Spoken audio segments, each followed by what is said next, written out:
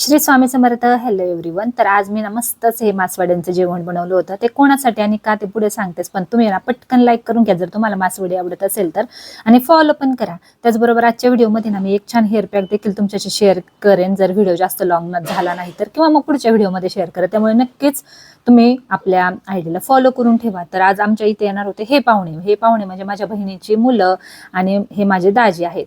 तर ह्यांच्यासाठीच मला मासवड्या करायच्या होत्या, कारण त्यांना मासवड्या खूप आवडतात आणि बऱ्याच दिवसांपासून चाललं होतं की मासवडी करायची आणि माझ्या दुखण्यामुळे ना काही मुहूर्तच लागत नव्हता.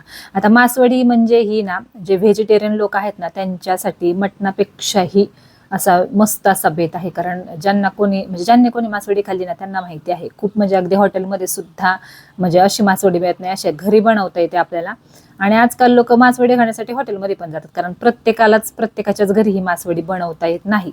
तर आमच्या इकडे तर पूर्ण खानदानात सगळ्यांना मासवड्या बनवता येतात. तर मस्त अशी भरपूर मासवडी मी बनवली होती. आणि अजून एक कारण म्हणजे ना, माझ्या नवऱ्याच्या मित्राची बायको आहे प्रेग्नेंट, आणि तिचं खूप दिवसांपासून चाललं होतं की ताई मला तुमच्या हातची मासवडी खायची. आणि आता असं म्हणतात की ना, प्रेग्नेंट बाईला कुठलीही गोष्ट खावीशी वाटली ना तिला पटकन द्यावी, नाही तर बघ तिची इच्छा पूर्ण झाली नाही ना तर बाळाचा कान फुटतो डिलिव्हरी नंतर. त्यामुळे म्हटलं चला करूयाच. मग आज मुहूर्त काढून मी मस्त अशी मासवडी बनवली आणि मग काही सगळ्यांनी मिळून छान असं जेवण केलं.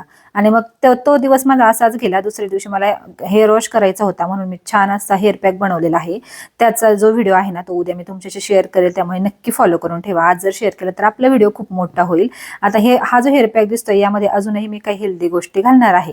तर त्यासाठी ना नक्की आपला उद्याचा व्हिडिओ पहा. आणि आजचा व्हिडिओ आवडला असेल ना तर नक्की लाईक आणि मला फॉलो करा बरं.